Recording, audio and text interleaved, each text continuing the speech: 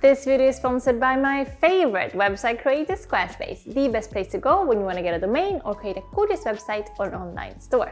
How are you feeling, guys? Do you feel at home in your home, or are you maybe not 100% comfortable in your space? If so, then maybe you make some of these mistakes. Here's a new episode of my series Interior Design Mistakes Almost Everyone Makes. If you ask me, that is, because obviously this is just my own very personal opinion on the matter. First of all, a mistake most of us make when decorating a home is not factoring in the concept of habitualization. Our eyes get used to things quite quickly because our brain doesn't want to keep processing the same visual input again and again. So basically, we go blind. We stop noticing the things around us that we have already seen before, and that means that the artwork we hang or the still lifes that we carefully assemble stop being visually interesting for us. So a good idea is to include things in your decor that change over time. For example, a plant that grows and blooms, or a place where you keep your bouquet of flowers that you swap every 2 weeks, or, and here's my favorite, placing a mirror in a spot that changes a lot light-wise throughout the day. At one point it might be in shade, later in the day it might catch a sunbeam and throw light across the room, and so on, so that the room changes appearance and light and shadow play during the hours of the day. It makes the room so much more interesting. When it comes to neutral colors like white, grey, beige, brown and all of those, I always feel like it's super easy to mix freely. All neutral colors go well together more or less, so you can't really go wrong, and they look bloody gorgeous together. I mean, beige and grey, match made in heaven. But what about the other colors? Here's my take. If you want to go with a color that isn't neutral, like pink or green for example, I feel like it's usually the best bet to go all in. Different shades of pink mixed with neutrals look great together. All that green together with light and dark wood, gorgeous. But pink this and green that and blue that thing over there, well, it takes a very talented designer eye to pull that off. I'm normally the same with clothes. I find it so visually satisfying to go all in with one color scheme. Do you agree? By the way, if you want more home ideas, David and I have a brand new house tour channel if you want to see some truly amazing spaces, vacation homes and luxury properties on the market right now. Go show us some love and get a sneak peek into the London apartments from the inside. Link in the description. A home is not an office, no matter what Corona has been trying to convince us. Here's my opinion. At home, warm lighting is the way to go. Different light bulbs have different temperature measured in Kelvin. On the light bulb package in the store, it will say which Kelvin it has. The higher the Kelvin, the cooler the temperature and the more like daylight it is. My rule of thumb is anything over 4000 Kelvin is too cold for my home. Warm light bulbs and candles is the only light I want. However, if you work or study from home and you feel like you easily lose energy during the winter months with too warm lighting, here's a tip. There are light bulbs that actually change temperature depending on time of day. Some work after like a gradient, or others, like this one type David and I used to have, changes from cool to warm light depending on how many times you flick the switch.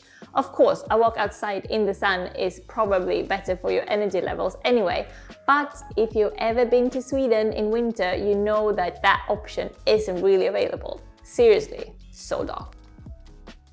I personally love reading on my Kobo. It's much more practical and comfortable than holding a print book.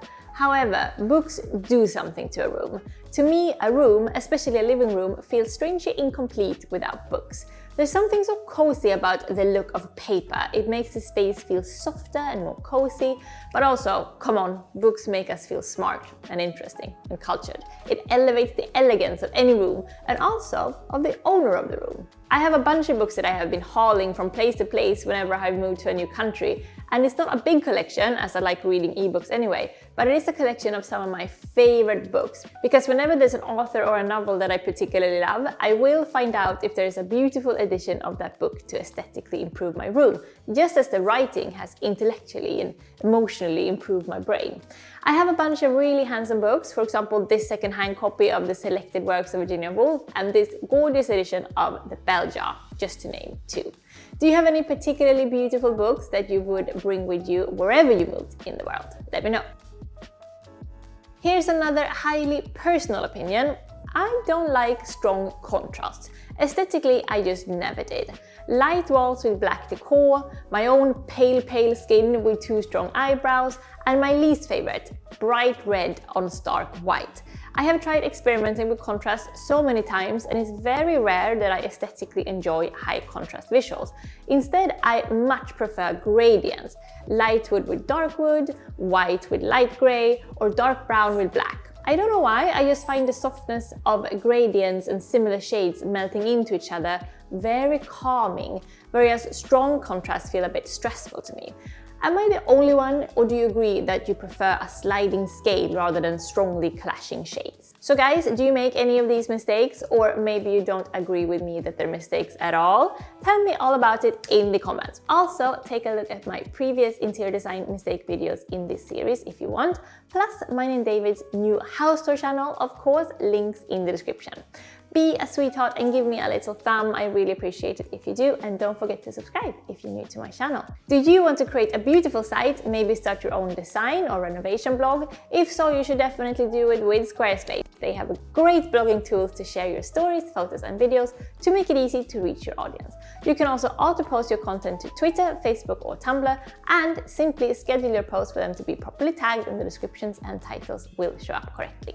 You can of course add your social media accounts to your site so that it's easy for your readers to find you everywhere. Squarespace also have great traffic analytics so that you can see how many people are visiting your site, how long they're staying, where they're coming from, and what they're interested in, like interior design or fashion or maybe veganism, for example. So what are you waiting for? Go get your free trial today at squarespace.com, and when you're ready to launch, go to squarespace.com/jennymustard to get 10% off your first purchase of a website or a domain. Thanks guys so much for watching today, and see you soon. Puss puss and hej då!